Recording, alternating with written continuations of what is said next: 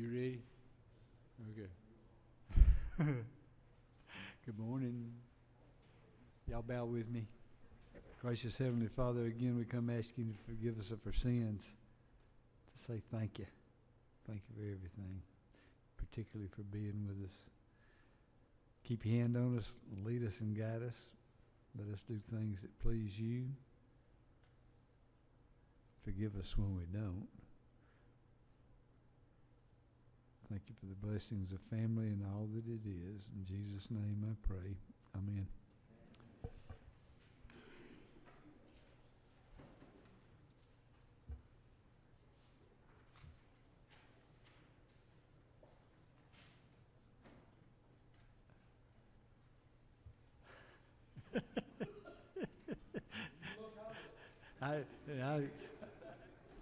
I just making sure your partner there beside you was here. He made a promise yesterday, and I was making sure he was promising. No, you're not here early. Apparently we can't get here, people, on the right time. Okay. Mr. Battles. Thank you, Mr. Chairman and committee. I have a little, as Howard Maxwell always said, this is just a little simple retirement bill. And this is very simple. It is under modified structure. It is House Bill 398. What this was, or is, there is a peace officer with each one of our agencies, and for some reason, the Dental Association has a peace officer that investigates incidents that happen within their purview of the association. So they are asking that he be allowed to be a part of the peace officer's annuity retirement, and the Georgia Dental Association is going to pick up all the costs for having him to be a part of this retirement plan. And that's just simply, there's no cost to us. They'll pick all the funds up, all the cost up. Have any questions? No questions. Thank you. Thank you. Mr. Watson. Thank you, Mr. Chairman. Members of the committee, bring before you today HB 571. This is dealing with the Magistrates Retirement Fund. This is a revenue neutral bill. It's at the top of your page, an open rule. It's no cost to the state, revenue neutral. All we're doing is bringing this retirement fund up to the same status as our other retirement funds in collection of dues, providing some options for the judges. Currently they only have one option, and that's all we're doing. And I'd appreciate your support.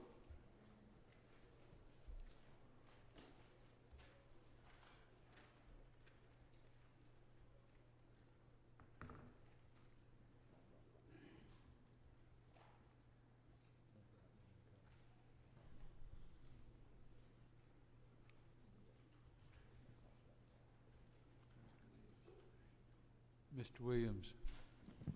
Thank you, Mr. Chairman. Mr. Watson, currently, our magistrates, is it voluntary or is it mandatory that they participate in this retirement? Currently it's voluntary. There's no requirement that they have to pay the dues, and we're just saying that if you become 90 days behind, that you'll be dropped, and you have 30 days to renew and start paying your dues.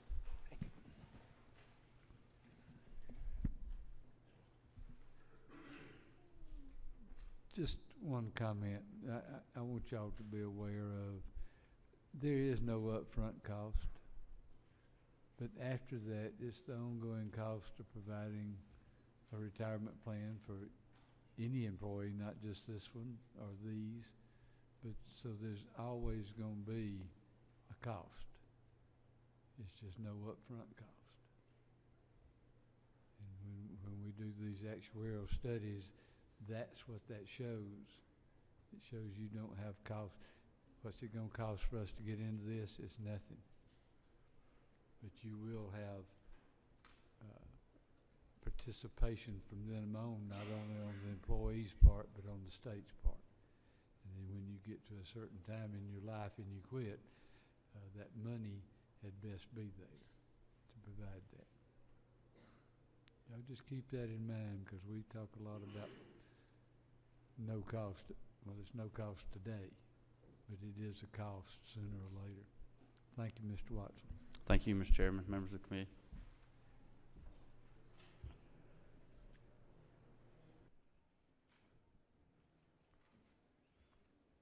Mr. Earhart.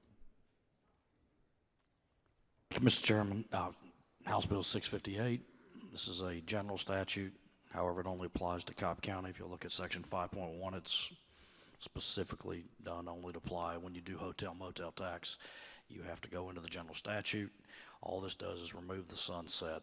As you know, bonds are generally 15 and 20 years.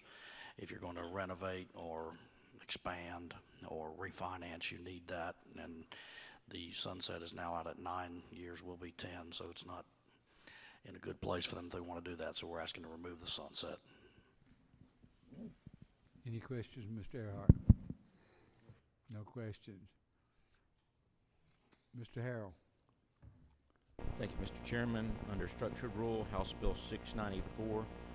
This simply requires our motor fuel dealers and wholesalers to file their monthly reports electronically with the Department of Revenue. Current statute requires you to file electronically if you owe $500 or more to the department, but some of our wholesalers move millions of gallons of fuel that is prepaid or tax-free, and so this would require that to be filed electronically as well, so it's easier for the department to verify that they are indeed prepaid or tax-free transfers. Mr. Powell. Thank you, Mr. Chairman. House Resolution 158, it's the last one on the list under structured rule. As everybody knows, we have two choices in dedicating certain funds to be used for certain purposes. We can either put it in the Constitution or we can't do anything. We've got statutes out there where we have set up trust funds for solid waste, hazardous waste. We collect monies. We tell the citizens that's what we're going to spend the money on, but there is no requirement that we do that, because under the Constitution, the only way that you can dedicate funds is through the Constitution, not through statute. And that's caused a lot of us some angst over the years. And what this does is it presents a middle ground where, instead of an all or nothing approach that we've got now, this would amend the Constitution to allow us, under certain circumstances, to statutorily dedicate funds to particular purposes. It's got a lot of safeguards in there. For instance, any dedication would expire after 10 years. It would have to be renewed, so each one would have a sunset. It would have to refer to the constitutional amendment. It would have to pass by 2/3 majority in both houses. But under those circumstances, we could dedicate funds like the Hazardous Waste Trust Fund, the Solid Waste Trust Fund, the Peace Officers Training Fund.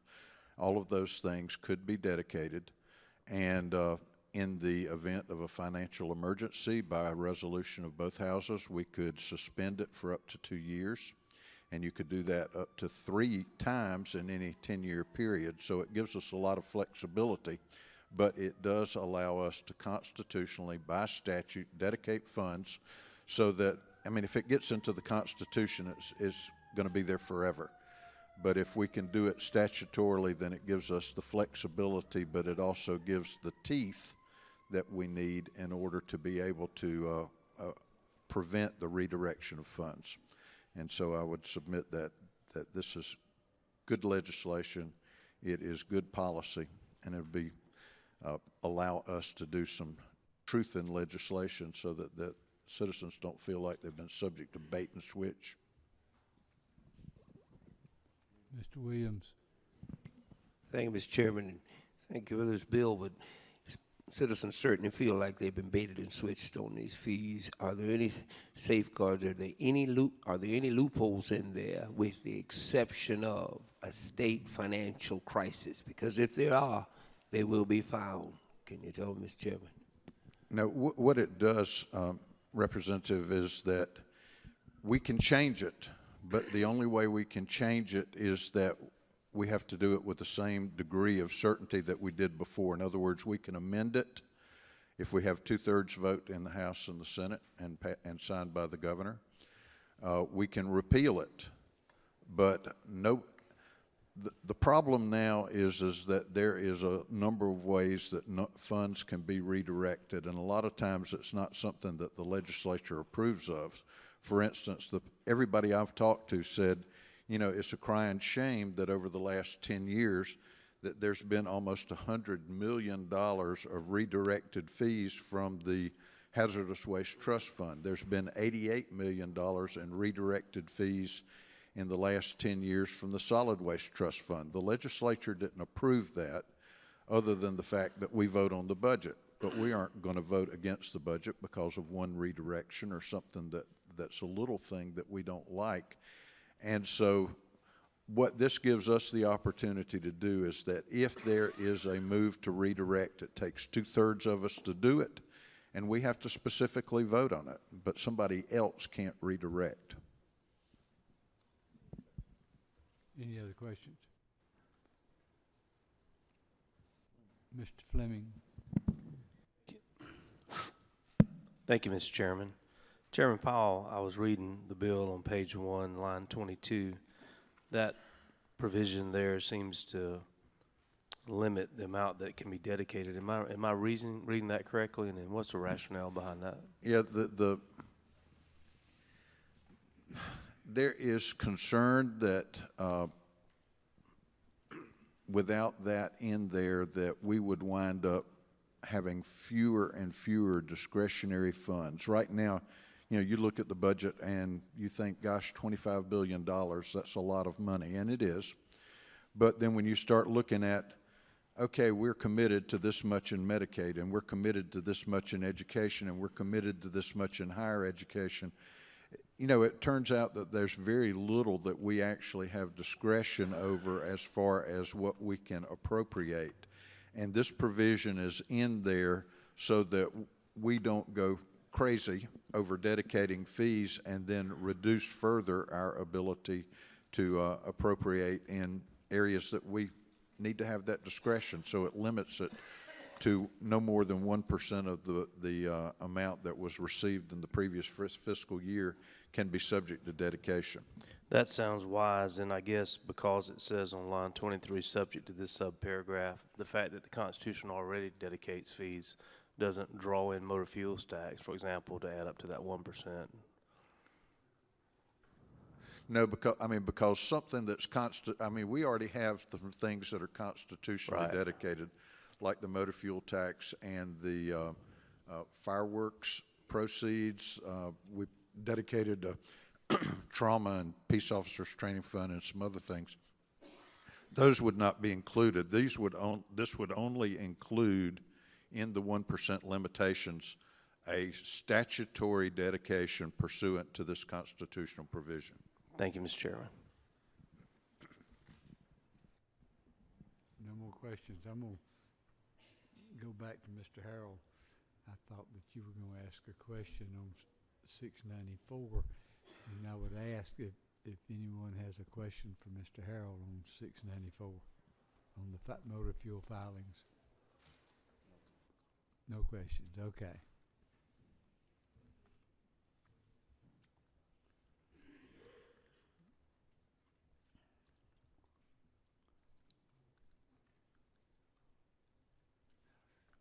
Mr. Kirby, do you want to present your bill?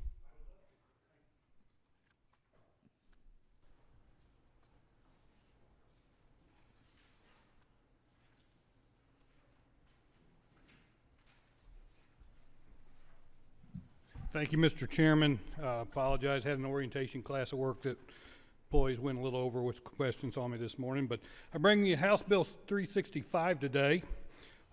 This is a very simple bill dealing with our sheriffs. What it does is increase the death benefit for the insurance by $10,000. The actuary data, there's no budgeted money needed for this. It'd be taken out of the fund that the sheriffs already have in the state to pay for this, and that's really all it does.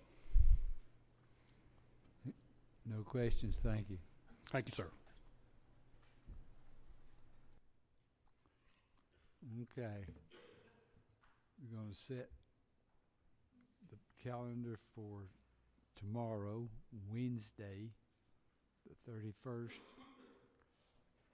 Under structured, HB 658. Have a move to hear a second. All those in favor signify by aye. Any opposed? It's on. Under structured, HB 694. Have a move and a second. All those in favor signify by aye. It's on. And that's it.